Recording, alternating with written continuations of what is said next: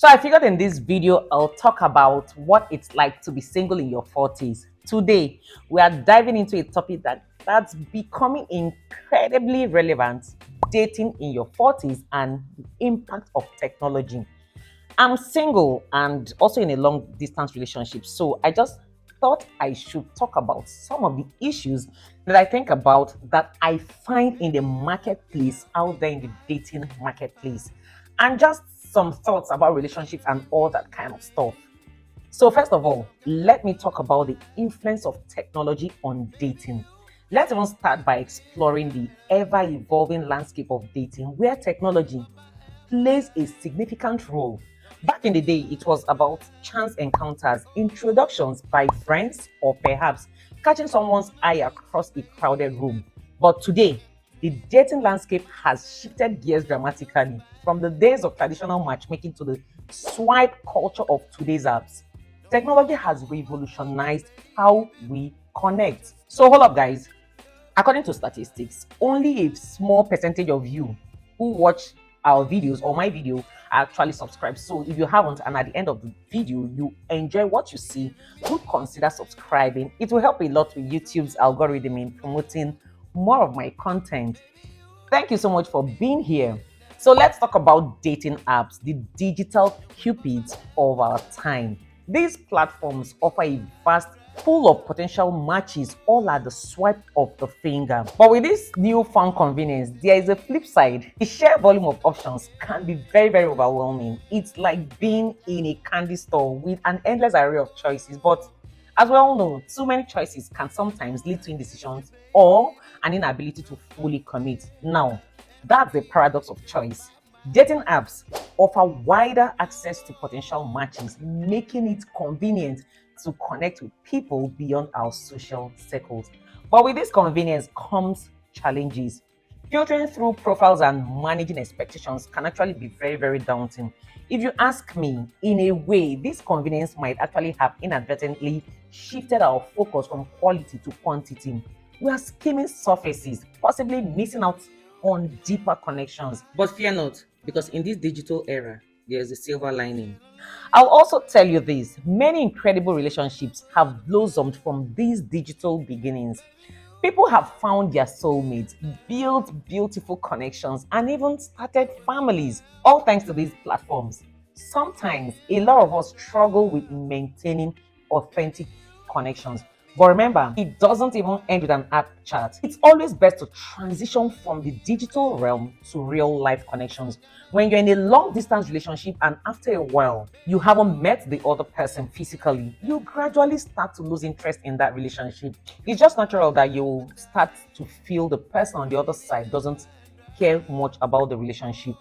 In your 40s, authenticity becomes the cornerstone of building genuine connections. It's not merely about exchanging messages on a screen, it's about translating those digital sparks into real life chemistry.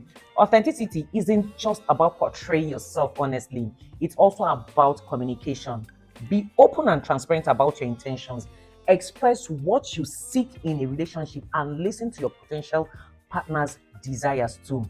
In a relationship, it's the little things that count. Actively listening, communication, support, and showing genuine interest in each other's lives.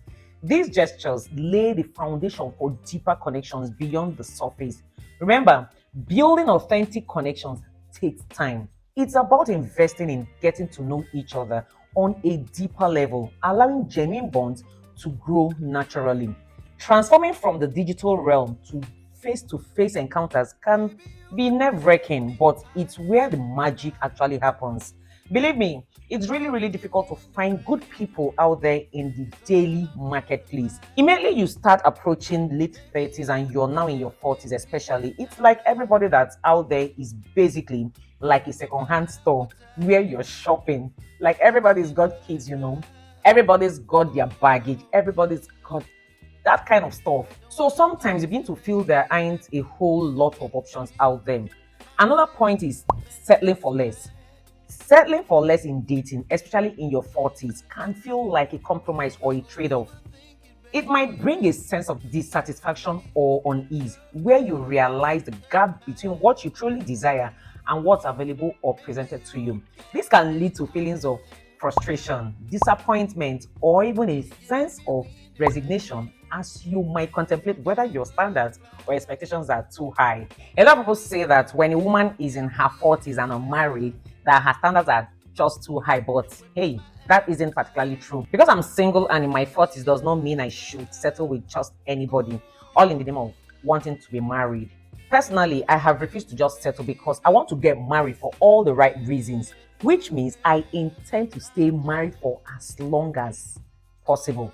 Settling can also evoke a fear of missing out on a fulfilling relationship or settling into something that doesn't align with your long term goals or values. Overall, settling for less might bring temporary comfort but could lead to a lingering feeling of discontentment in the long term or long run. Settling for less in your 40s or at any age can actually be a complex decision influenced by various factors. However, it might not necessarily be wrong, but rather a choice that requires careful consideration. So, here are a few reasons why settling for less might not be the most fulfilling path. So, number one is long term happiness. Settling might provide short term comfort but not align with your long term visions of happiness and fulfillment. It could lead to regret or a sense of unfulfillment in the future. Number two, personal growth. Settling might hinder personal growth and self discovery. It may limit your potential for experiencing new relationships that could contribute to your personal development and happiness. The third one is mismatched expectations. Settling often means compromising on fundamental desires or values. Over time, this mismatch could create friction or dissatisfaction within the relationship. The fourth one is impact on your mental well being. Settling for less might affect your mental health, causing feelings of resentment, frustration, or a sense of being stuck in an unfulfilling situation. The fifth one is modeling unhealthy patterns. Settling could perpetuate a pattern of accepting less than you desire or deserve, potentially influencing future relationships and self worth.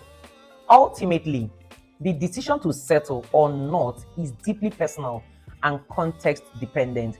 It's essential to weigh your priorities, values, and long term happiness against the immediate comfort of settling for less. Striving for a relationship that aligns with your genuine desires and values often leads to a more fulfilling and satisfying life, even if it means being patient and selective in the dating journey. Another point in dating in your 40s is late childbearing. One of the significant disadvantages regarding childbearing is related to fertility.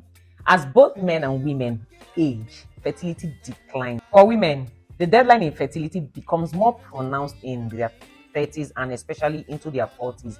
The quality and quantity of eggs decreases, making it a little bit challenging to conceive. For men, while fertility decline is less steep compared to women, there is still a decrease in sperm quality and quantity, potentially affecting the chances of conception and increasing the risk of certain health conditions in offspring. So, additionally, there's a high likelihood of pregnancy complications such as higher risk of miscarriages, preterm birth, or other health issues for both the mother and the child. One of my greatest fear for still being single in my 40s is just childbearing. But again, what God cannot do does not exist. When it's time, He'll make everything right. Here's another point when dating in your 40s: loneliness sets in. Loneliness can indeed be a challenge when dating in your 40s, especially if you haven't found a compatible partner or are transitioning from a previous long term relationship. Those living in denial will always say that they don't ever feel lonely. That is a very big lie, a fat lie. Some days you might not really feel it, but some days you will start questioning yourself. Some people even slip into depression when they are lonely. Like I tell people, I get lonely sometimes, and that's why I engage myself with so many things just to distract myself. So, here are some ways to handle loneliness. Number one, you embrace solitude. Learn to enjoy your own company. Use this time to explore hobbies, interests, and self reflection. Engaging in activities that bring you joy can actually alleviate feelings of loneliness. Number two, you build a support system. Surround yourself with friends, family, or a supportive community. Foster meaningful connections outside of romantic relationships to combat feelings of isolation. Number three, you seek new connections. Engage in social activities or groups that align with your interests. This could be joining clubs, volunteering, or attending events where you can meet new people and form connections. Number four, you prioritize self care. Focus on self care routines that nourish your mental and emotional well being. Exercise, meditation, or seeking professional help through therapy can actually provide valuable support. Number five, you manage expectations. While dating, understand that finding the right partner takes time. Don't rush into relationships out of fear of loneliness. Be patient and prioritize finding a compatible and fulfilling connections. Number six, you practice gratitude. Focus on the positives in your life. Gratitude for what you have can shift your perspective and help alleviate feelings of loneliness. Trust me, it works. Remember, it's essential to acknowledge and address feelings of loneliness rather than suppress them. Seek support from friends, family, and or professionals if these feelings persist or become overwhelming. And my last point for dating when you're in your 40s is not being financially stable. So, dating in your 40s while not being financially stable can actually bring about various emotions and challenges. Number one, insecurity and stress. Not being financially stable may lead to feelings of insecurity, especially if you compare yourself to others or feel inadequate in providing for yourself or a potential partner. Number two, limited options. Financial instability might limit your dating options or make you feel less confident about pursuing certain relationships, especially if you worry about how it might impact your ability to contribute equally or support a potential partner in the way you'd like. Number three is pressures of dating expectations. So, in some cases, there might be a societal or personal expectations about financial stability when dating in your 40s, adding pressure or stress to the dating experience. Number four is impact on self esteem. Financial struggles can impact self esteem, potentially affecting how you present yourself or the confidence you exude while dating. Number five is practical limitations. Financial instability might limit the activities or experiences you can share while dating, impacting the quality or range of dates you feel comfortable planning or participating in. It's crucial to remember that financial stability isn't the sole determinant of a successful relationship.